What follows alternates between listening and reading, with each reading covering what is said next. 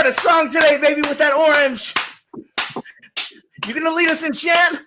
1, 2, 3, just climbed over rocky top, looking for a tail. I don't know the rest of it, man.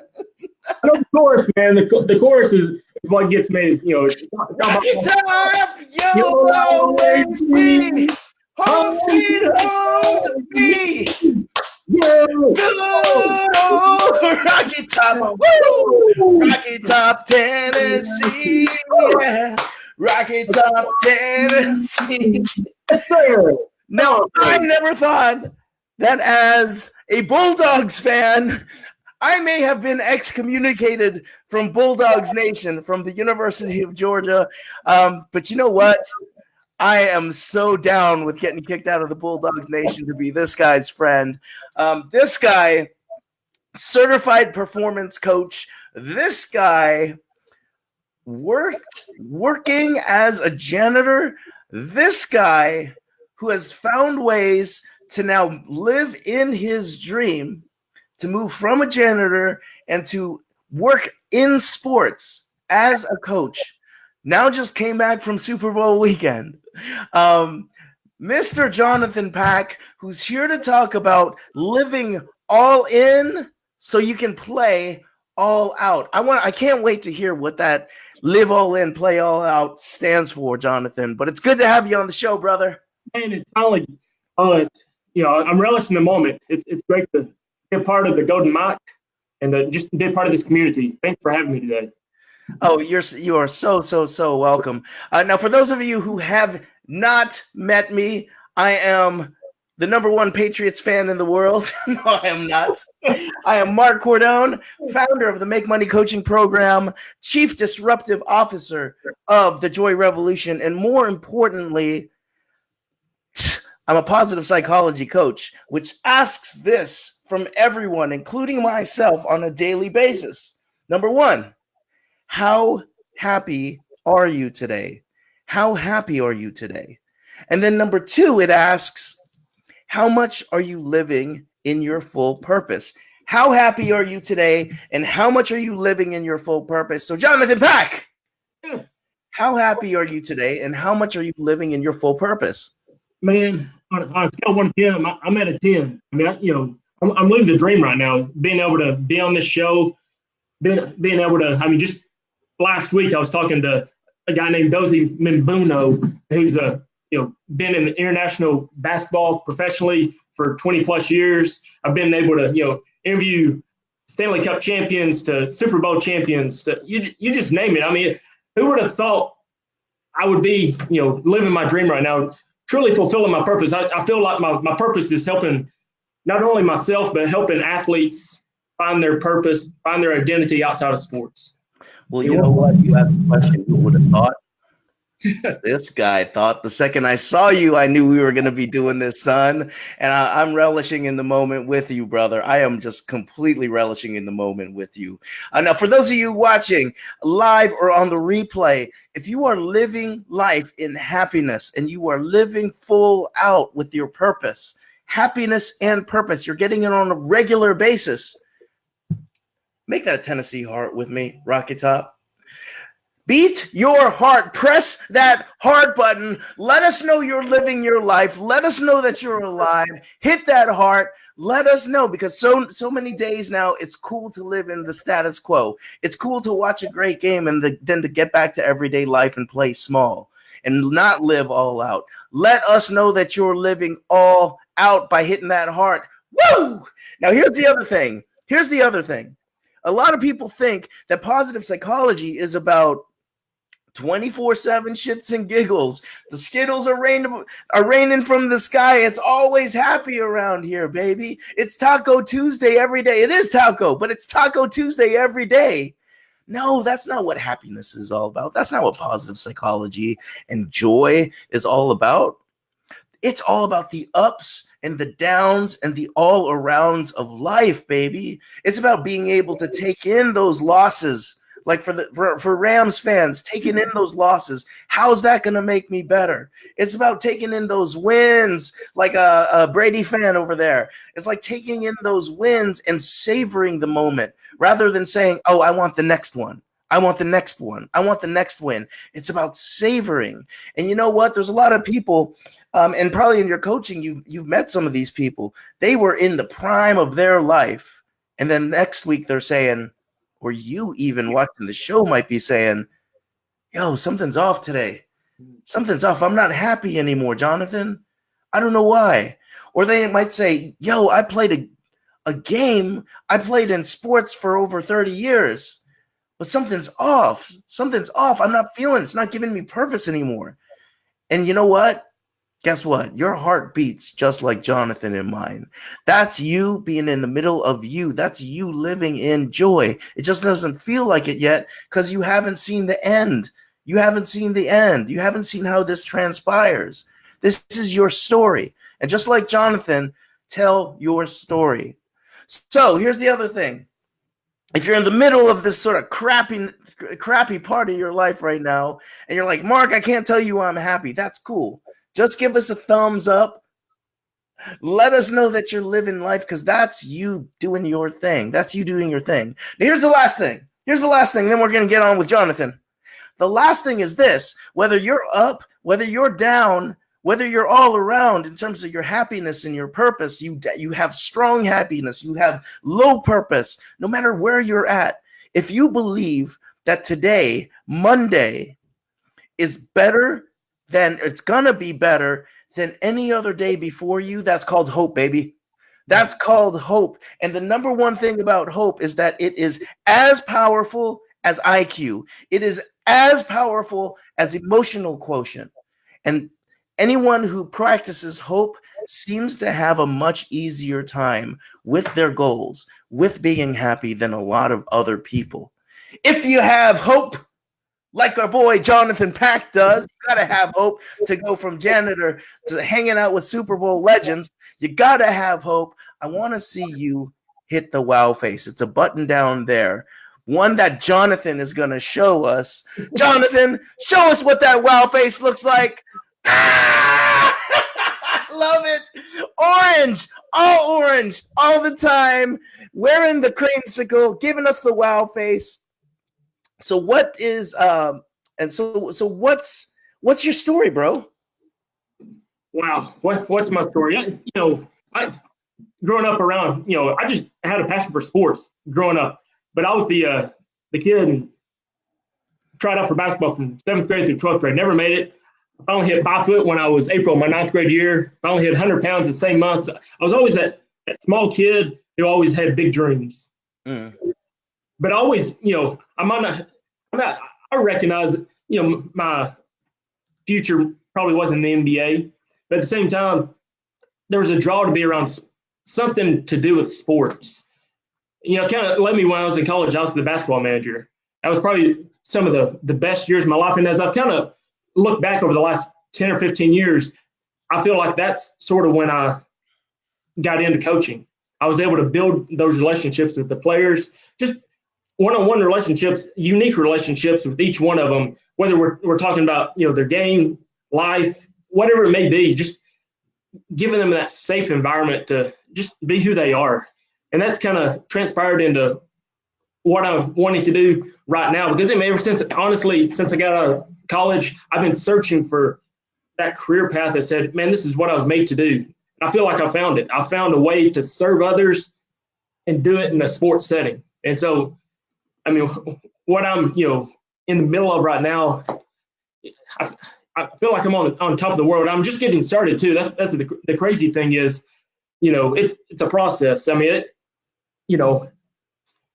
wish it would have happened overnight, but no athlete can, overnight become, an instant Hall of Famer. They've had to grind their whole life to get to be where they are at today, and I'm no different. I'm ready to. I put in the work, and I'm starting to see the fruits of my labor right now. Yeah, what I love about this conversation is that whether you're a sports fan or whether you're not, there's something very relevant about most sports analogies. You put in the time, you knew what you were doing, and now you're seeing the fruits of your labors. It doesn't have to be in sports that's happening. It's happening in the coaching setting as well. Now, for you, let's go to Little Rocky Top. For those of you guys who don't know, Jonathan's nickname is Rocky Top. I wonder why with that creamsicle suit you got on today. But let's talk about Little Jonathan for a second. Okay. When you were Little Jonathan with and I know you had what, 3 brothers? 2 brothers? 2 brothers, yep. 2 older brothers. I know that you guys used to play. You used to pretend like you were Bill Lambier and all these folks, right? And like different sports stars. But also at the same time, when you thought about who you were going to be when you grew up, what were you thinking? I mean, like you said, I was a huge Pistons fan, and so growing up, I was Isaiah Thomas. That was who I always wanted to be. 6'1", fell a little short at 5'8", but at the same time, there's just something about he was at the time considered one to be the best, I guess, smallest guard in league history, and so that kind of drew me.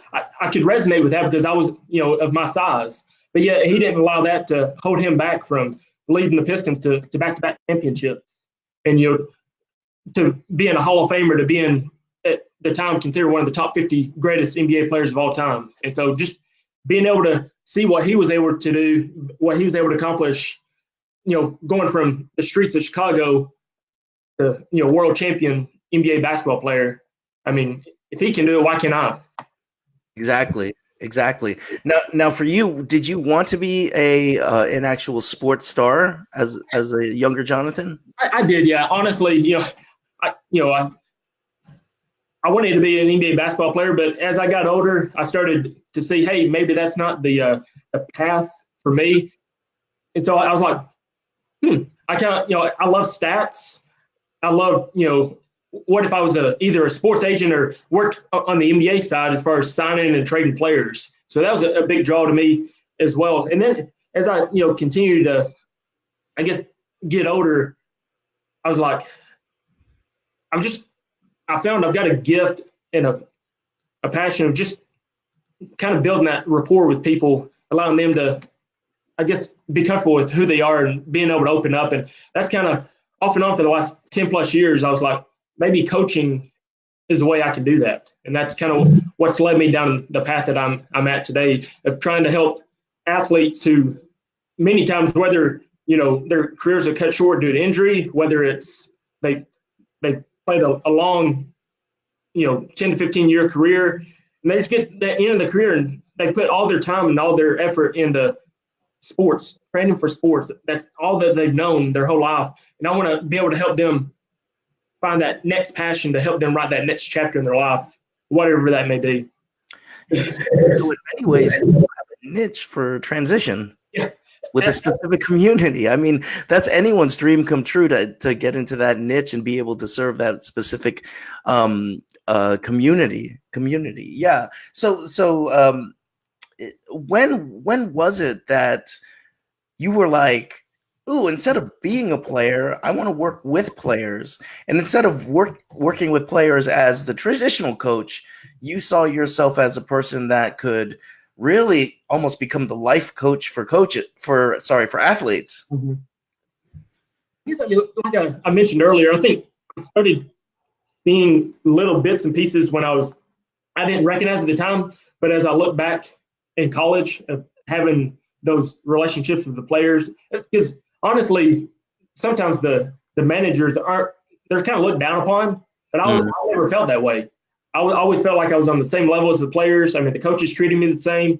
And so when my dad introduced me to, my dad's a licensed counselor, marriage and family counselor, and he went to a conference and found some videos at the time on life coaching and gave them to me. I watched a little bit of it and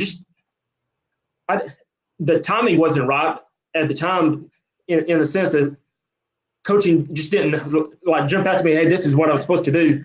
But as time went on, I kept finding myself either being around coaches or seeing coaches, whether it's on Facebook ads or wherever it may be. A light bulb just kept going off. And I was like, okay. My wife was always like, financially, I don't, we can't do this right now. But I finally told her, like, if I don't do this now, I'm never going to do it. I mean, there's never a right time to do it. Sometimes you just have to, as I say, you got to go all in. And that's what I did, going on almost 2.5 years ago. And at this point, I'm like, I feel like I'm on the path I need to go. I have the vision of where I want to go. And it's just, taking it one day at a time.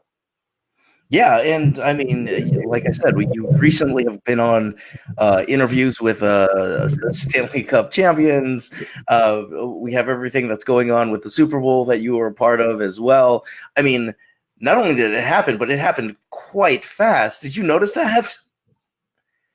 I mean, it's amazing that I guess it was about a year and a half ago. I've got a buddy in Nashville who's a film producer, but he also drives for Uber at the same time. And he just happened to pick up Jake Plummer, former NFL quarterback for the Arizona Cardinals and Denver Broncos and multiple teams. And he's been associated with an organization called the Athletes for Care, who's actually set up for athletes by athletes to help them transition after their careers.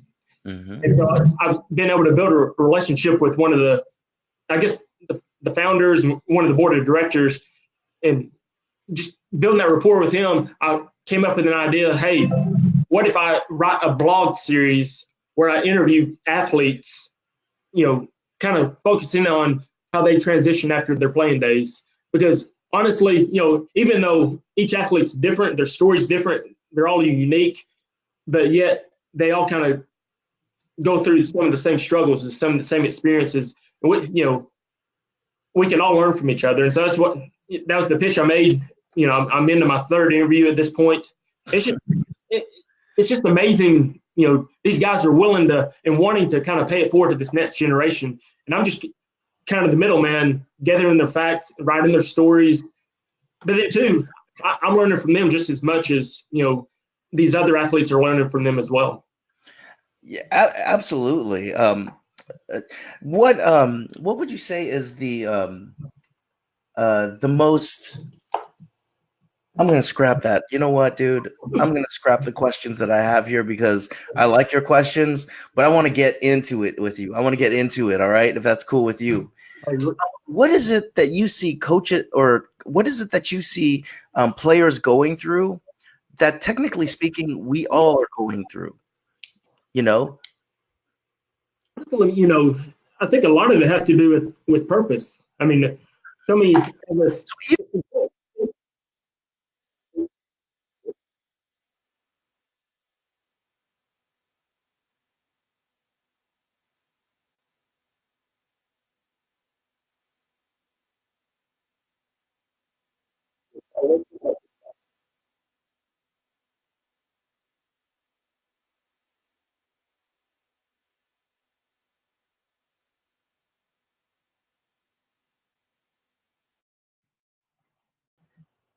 They can't get rid of me.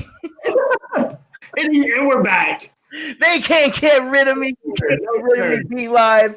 So I'm sorry to cut you off. But what are these things that you're seeing in players that actually all people can relate to? Exactly. I think, including myself, I think the first thing is purpose. I think so many of us. So even players deal with issues of purpose. Absolutely. And then, like I mentioned earlier, sports sometimes is all they've known their whole life. But yet a lot of the things they've learned with sports, whether it's teamwork, whether, players come from different backgrounds, different cultures, and you mesh them all together. Everybody wants, of course, everybody wants to be the star of the team, but yet they've got to find their role. They got to, for instance, one of the players last night in the Super Bowl, guy by the name of Matthew Slater, been in the NFL for 11 years, made 7 Pro Bowls. He's listed as a wide receiver. In 11 years, he has 1 catch. He's a special teams guru. Anytime a punt is, kicked, he's the first one down there making the tackle. He's the first one down there on kickoffs making the tackle. He's found his niche. He's a team captain. This is a guy who, no one knows about, but yet he carved out his niche. He's accepted his role. He's found what how he can make his team better. And I think, that translates to wherever you're at in life, whatever team you're on, whether in business life, whether at church, whether in your family, we all have gifts. Play to your strengths. I mean, I think some of the mistakes we make is trying to be somebody we're not. I mean, thinking that in order to be successful, we've got to be number one. We've got to be in the spotlight. That's not always the case. I mean, just by being you're able to make more of a difference. You're able to be more at peace in your life because you found your purpose, and your purpose is being you. And the times you're able to be you, that's when you can go all in. Because if you're trying to be somebody you're not, there's always you're kind of holding back. And the reason for that is because that's not who you're meant to be. Yeah. What about folks who either have been out of the game for a little bit, or they're coming back from like a broken arm or broken leg, right? There's a psychology to it. Like, you don't even when Manila Ice, when I busted my elbow open, the hardest part was actually getting back on and just skating again, because the whole time I was skating with my for the first month, I was skating protecting my arm. Would you say that's a normal thing with people coming back from injuries? Oh, absolutely. I mean, even the Super Bowl last night, I mean, no one knows for sure, but Todd Gurley was not Todd Gurley. No, he wasn't. I mean, I don't know if it was his knee. Is it mental? Something's going on there. When you're, with him, he blew his ACL several years ago when he was in college at Georgia. Yeah. Sometimes injuries, you've got to kind of get over that hurdle, for his, being able to cut, being able to, get back to full speed, being able to really trust your body to be able to do what it used to do. And sometimes, even when you're not able to do what you used to do, being able to say, all right, but I may not be able to do that, but I can do this. Being able to accept kind of where you're at. Maybe, your role may change. Being able to, all right, maybe I'm not going to be the same running back. Maybe I'm not able to make the same cuts. But what can I do well right now? Being able to still recognize what you do well and be all in that, instead of making excuses and, kind of playing that victim mindset of, I'm not the same guy, I'm just going to kind of feel sorry for myself. What I love about this is you're talking all positive psychology, man. It's not the idea of deficit, like, oh, I've lost all this, but what can I do well? What can my role be now? Because it sounds like, to go back to your role piece, your role is always changing. Your role is always changing. So the first thing is identify what that role is and do it all out, Now, in life, I see a lot of people doing that as well, right? I'm not the president of the company, so I'm not going to do shit. I'm going to do nothing close to all out, right? I ain't in a flashy position. They got me down here in the stock room. No, but you can play all out in the stock room. And the way that you play in the stock room is actually the way that you can play for life. In positive psych, they call that the ripple effect. Yep. The way that you play in one area is how you play in every other area, right? So I think it's amazing how you see stuff like this happening, on TV, and you're like, oh, whatever, it's happening on TV. It actually happens to us as well. It's just a different way of looking at it, I want to get to something else, right? A couple dropped passes last night. There were a couple dropped passes last night. So I want to get to that. I want to get to the idea of getting the mind of a wide receiver, and then let's blow it up, right? A wide receiver, in practice, how many catches do you think that they make out of 100? Honestly, I would say high 90s. These are guys that, have those ball machines coming out at them, a lot faster sometimes than, the quarterback's actually throwing. And if they can make those catches, they can make, the catches in the game. because it's all about, that mental practice, whether you're doing the ball machine, whether you're even visualizing making that catch in the game. If you do it beforehand, when the time comes, you've already done it before. And so it comes natural to you. And so I think. Yeah. So let's talk about this, right? So someone, who was it last night that dropped the ball, poor dude. Easy catch, right? It's a wide open catch, and this could be any game you think about. It's a wide open catch. The guy drops the ball. What's the first thing that you see, Jonathan? I mean, a lot of times you look at body language. There's slump those shoulders, because that's a catch I make. Like we said, 9 times out of 10. Why do I have to drop it now in this big moment of the game? I mean, one of the catches. I mean, really, the Rams dropped, honestly, 2 touchdown catches. I mean, if Goff would have waited 1/2 second, he could have made a better throw. But still, I mean, that catch could have been made. I mean, the old adage is, if it hits your hands, you should catch it. Yep. And then, Stephon Gilmore made a great play at the end of the game there in the fourth quarter as well to knock the ball out of Brandon Cooks' hand. But at the same time, you got to be able to hold on to that ball. No matter, you're going to have obstacles in life. You got to be able to recognize them and then, react. Yeah, absolutely. So when you're working with either a sports client or just a life client who has sort of dropped the ball, mm-hmm. right? They go and drop the ball, and then they go and have that like moment where they're just kind of, what is that moment? It's kind of like, woe is me, or is it like they're just a loss of esteem? Like, what is that? I think, it's human nature, to just like have that pity party. It's like, the pity party. You not only let yourself down, but I think you feel the weight of, I let my teammates down. Yeah. They were depending on me. These guys are, I mean, 7 points in that game last night made the world a difference. I mean, it changed that whole aspect of the game. I mean, they had to settle for a field goal when they could have had a touchdown. And so at the end of the game, they could have hit the game time field goal instead of having to, Goff having to force the interception there at the end of the game. And so totally.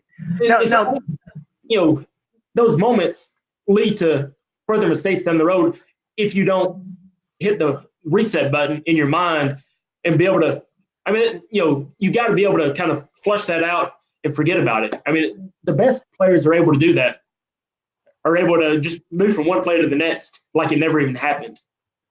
Yeah, I'm not sure. What I'm not sure about is, how do we get ourselves out of that mentality?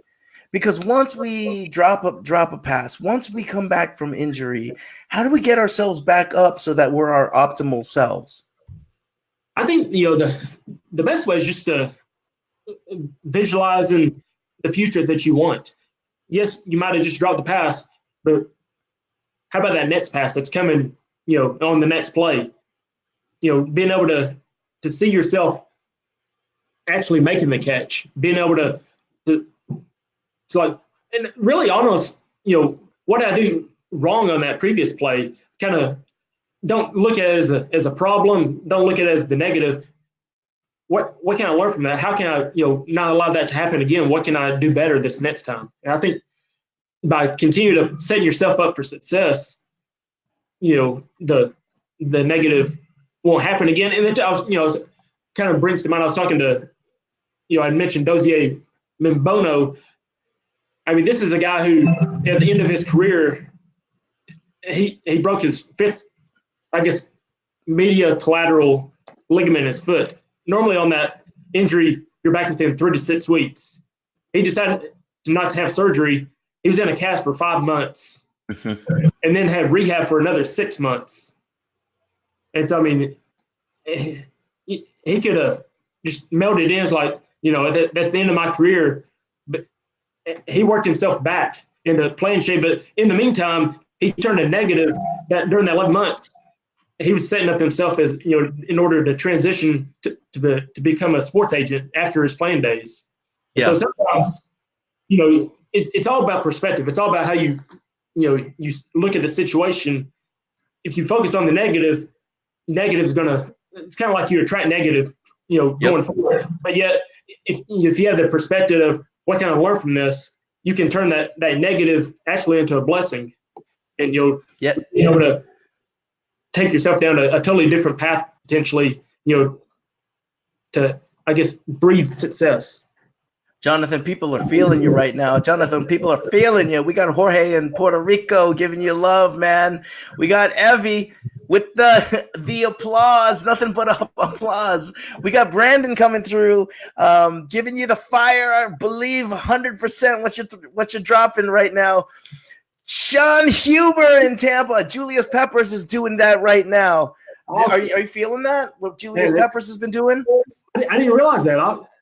That's another contact I can reach out to kind of. Iron sharpens iron. Okay, right on. Okay, so I got this question for you, bro. Like, I just dropped $100 on a New Jersey, right?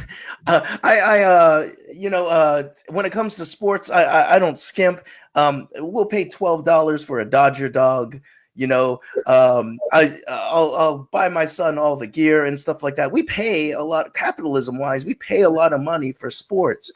But what is it about sports that draws us in so much, man? It's the atmosphere. Even though, I think we even, as a Tennessee fan, I feel like I'm a part of the team. They don't know me from Adam. But yet I feel like I'm a part of what's going on. Basketball-wise, we're the number one team in the country right now. Mm-hmm. I feel like I play a role in that. I'm very superstitious. If I'm not standing or sitting in a certain place or wearing a certain set of clothes, I feel like, I'm setting my team up for a loss. So I think we put ourselves into the game, even as fans. I think it's just, there's just something exciting to be a part of, a winning community. Oh, absolutely. How do you share sports with your daughters? I love taking. I take both my girls to to the games. I get them there with popcorn and Fanta. At the same time, I just want to be able to expose them to that. They're 4 and 8. It's football and basketball. What are they as passionate about it as I am? No, but being able to share that with them, to make memories, I think it's important. But I think too, both of them are in gymnastics. My oldest daughter's doing soccer, volleyball. I think what it gets back to is letting them choose what they enjoy, and then being their biggest cheerleader. Love it. It does have a family thing, right? Where the family cheers for somebody or one team and all that good stuff. And then we got another aspect of sports. Hell no, UNC, baby. We got Sean talking smack up in here. Now that's a huge part. I'm so happy that Sean just did this. The evolution of trash talk, this is such a big part of the game now. And 10 seconds that he's in here, Sean's talking smack up in here. But it's a part of the game, right? Talk to me, Jonathan, about this evolution of talking smack. I think everybody does it in their own way. I'm not. I feel like every time I try to talk smack, it has a negative effect on my team's results, and so I let the plays speak for themselves. For instance, my fantasy football team, I could very easily talk smack, but every time I try to talk smack, my team loses, and so I let the final score kind of do the trash talking for me. Some people like to talk loud. Like to be more in your face. Others are a little bit more reserved in that. And I think it's what they feel natural doing. I think that's the important part. Some people are loud and boisterous and like being up in your face. Going to football games and stuff, being able to walk down the street and having Georgia fans bark in my face. I'm like, I don't know you. Why are you doing that? Did I say anything to you? Because we're Georgia, baby.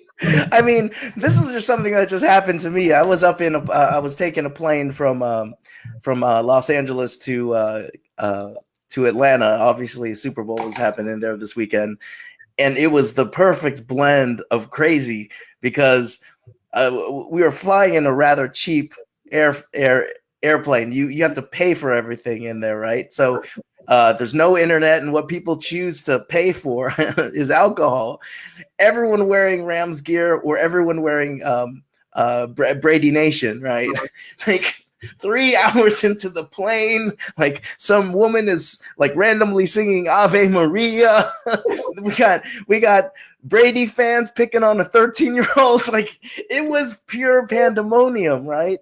But for some reason at the end of it, we get together and like right before someone wants to swing, it's like, nah, we're all good, man. We're all good. Good luck. There's just something about having that pride that is really interesting.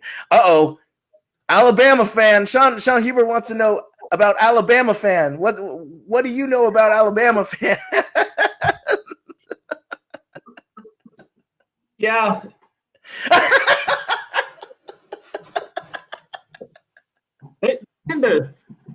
They travel well. I'll give you that much. I mean, they definitely, go all in their fandom as well. And, I've had, good experiences with each fan base. I mean, I think it's all in how you take it. I mean, I think it's good. I mean, it's healthy for people to kind of get behind their team, and whether it's tailgating, whether it's cheering loud at the game, whether it's UT players doing the Gator chomp after beating Florida on their court.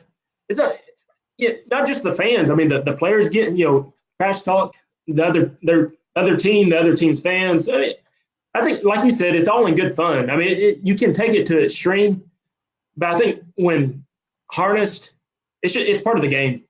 Yeah, it is part of the game. I mean, when it comes to mindset, I mean, that's one of the things you got to tune out. You got to tune out like hostile crowds. You got to tune out the trash talk, right? If you're a quarterback and you just threw it, to the flats and it got picked on the left side, you're going to have to get over throwing it to the flats on the left side again because you're going to totally not be able to play to your strengths. Here's something else that I know that we've talked about in the past, but I don't know if we've talked about it this explicitly, but like momentum. The idea of momentum in games, this idea that like a certain team gets momentum and like just like random things, it's almost like the universe starts to cheer for the team. Like the ball goes the way of the team that's in momentum, right? How can we think about momentum from the sports analogy into our life analogy?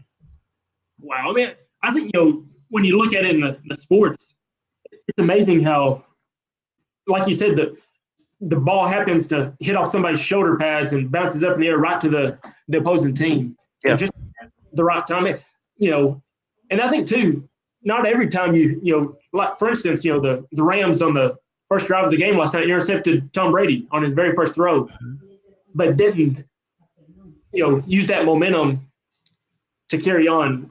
And so I think there are definitely opportunities out there for momentum, and you don't always take advantage of it. Yeah. What I love about the way that you throw that out there is that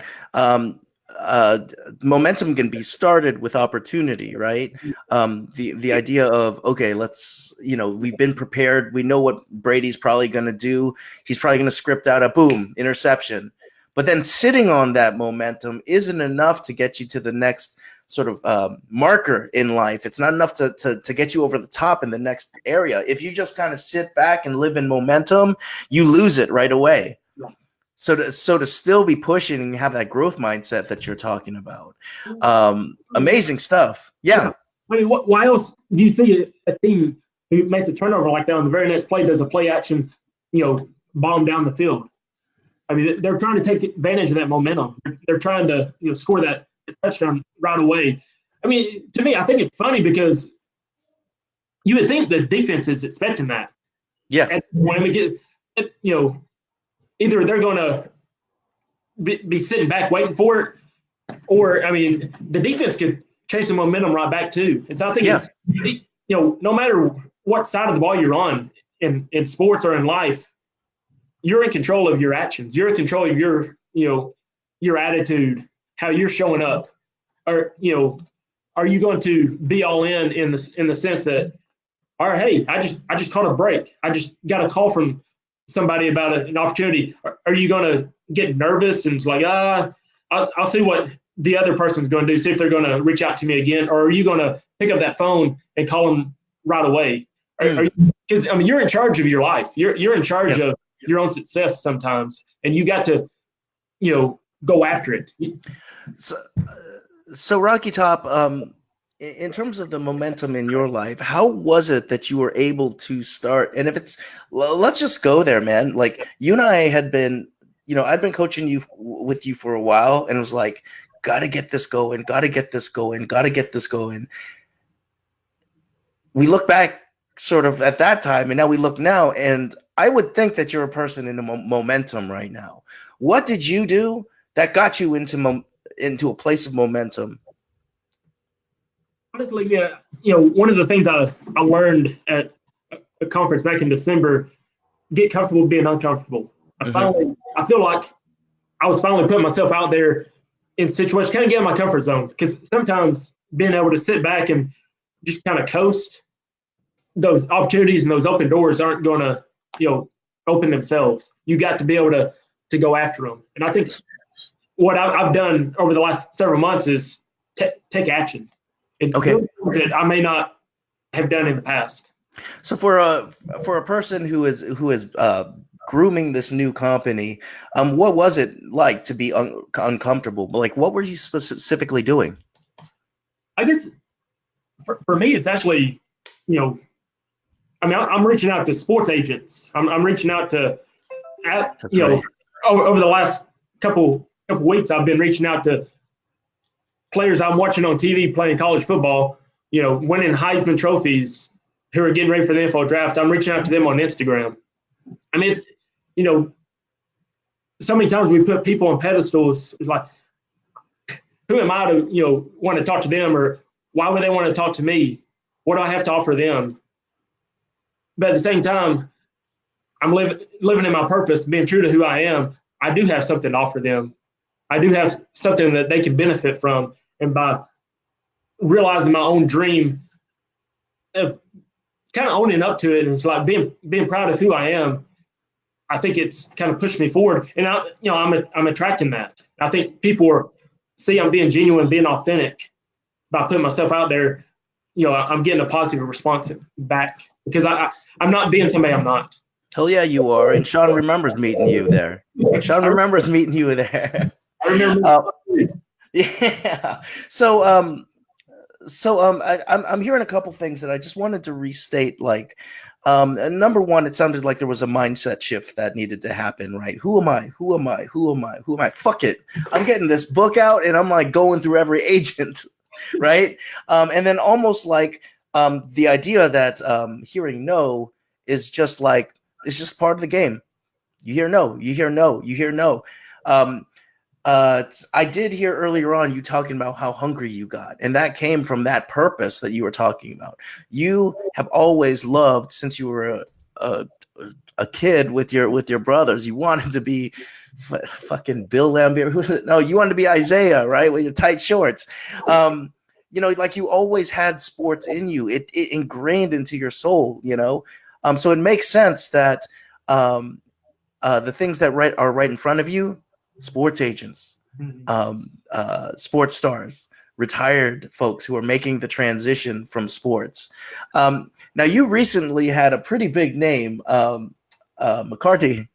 I mean, for those of you who don't know hockey, like McCarty is a bad dude. Like he's all over the place. He could score, no teeth. A bad dude that just won the Stanley Cup, and I think more than once, like twice or something like that. Right? Yeah. 4 times. 4 times. He won it 4 times.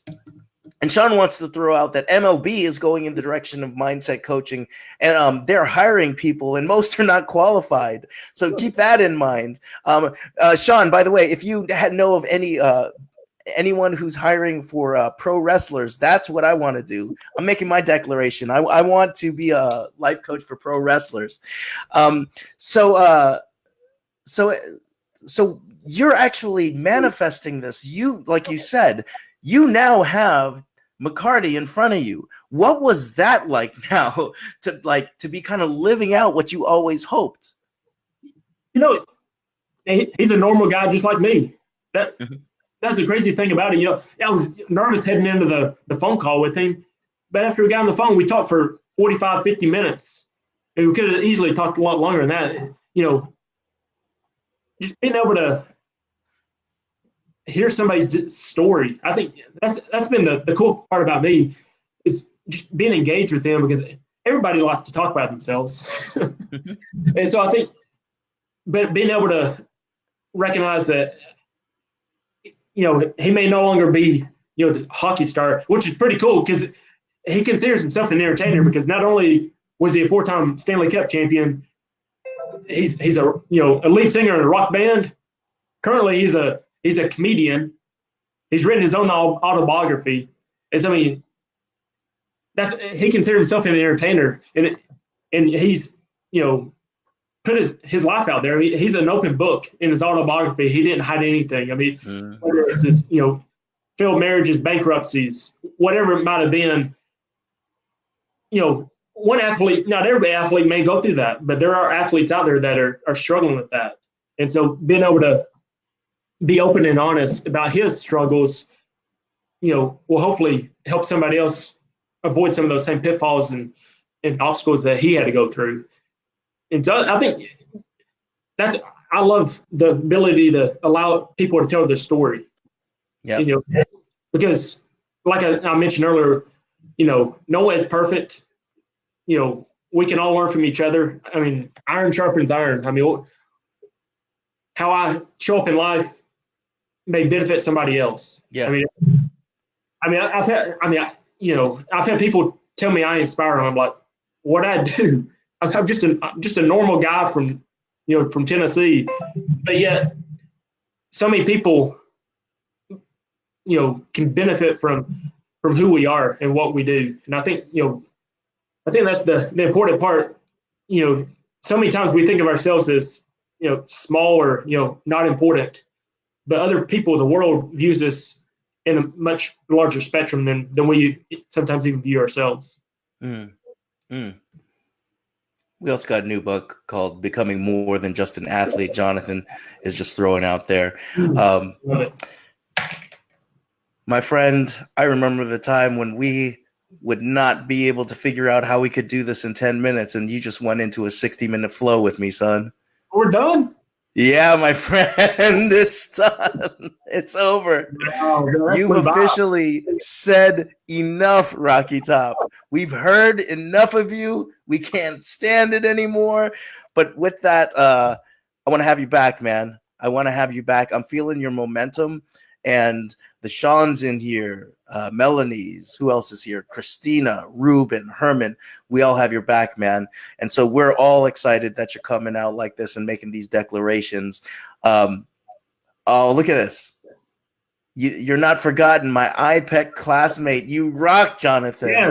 So, Jonathan, it looks like you've made quite an impression, and I can't wait to see that the increase of impression that's about to happen in this next year for yourself, brother. It has been an honor to be working with you, and I can't wait to have you on the show again. Yeah? Yes, sir. I'll be back whenever you have me. Absolutely. Now, I got I am all in coach.com. What's going to happen when we go there? Basically, right now it's just a website that kind of tells my bio, kind of who I am and what I do. And I also kind of want to put a plug out there for anybody that knows of anybody prepare for the NFL draft. Me and two other coaches are actually putting together an 8-week online training surrounding with mindset. And so if anybody knows of any athletes out there that may be interested in joining that, have them reach out to me at my email, Jonathan@IamAllinCoach.com. And we're also going to be rolling this out for the NBA draft and the Major League Baseball draft as well, as a way to just help athletes. So many times they focus on their bodies and their nutrition, but one of the keys is their mindset. And when things, I absolutely love it. I love what you're. Then what happens? Yeah, I love what you're doing for so many people. That a lot of people are living up to this moment, and they'll either blow it because of things that blind spots in their mindset, or they won't be given the opportunity. Hopefully, I'd love to see, and this is a special request, I'd love to see something for the person that wasn't drafted. What now? How do you keep your head in the game if you still want to get it? Because some of the most impactful players were the ones that were undrafted, right? Or the Mr. Irrelevance. Yeah, I mean, Julian Edelman, Super Bowl MVP, 7th round draft pick. He was a quarterback. He's a converted quarterback. Potentially going to be a Hall of Famer as a wide receiver. I mean, dude's about to make some big bucks next year. Round draft. Amazing. These unknowns out there. Yeah, I mean, everybody given the right mindset. Yep. Can set themselves up for success easily. Amazing. So here we go. It's your golden mic moment, son. The golden mic is coming down from your ceiling over there in Tennessee, my friend. And it's coming to a rest in front of you, Rocky Top. The thing about this golden mic is that it translates into every language all across the world. So when I flip it on, Rocky Top, the whole world is listening to what it is that you have to tell it. Jonathan Rocky Top Palk. Your golden mic is live now. Hey, you may be feeling lost, frustrated, and stuck in life, not knowing what to do next. Let me help you, write that next chapter in life. You still have so much to offer. I mean, you can translate the passions and the goals and the strengths that you have today into tomorrow. Let me help you do that. Everybody has the ability anybody can overcome anything. And I want to see you succeed as much as I am succeeding myself. Rocky Top, let me see you hold that microphone out in front of me. Now I want you to smash that golden mic and destroy it, baby. Because you're good, baby. You're good. Number one Tennessee is romping through the land right now. Number one Tennessee is romping through the land. That's right. Hold that number one up. Jonathan Rocky Top Palk, Mark Cordone. It's been Golden Mike 116, a very special one. Rocky Top. Oh, man, there's no dragon that I won't slay for you, brother. Love you, man. Now here's the thing. For all of you watching live or the replay, I've got a question for everyone. The question is this. If you're feeling happy and you're living life in its fullest of purpose, what is your responsibility to change history for the better? I'm Mark Cordone. This is Rocky Top. Until next time, see ya.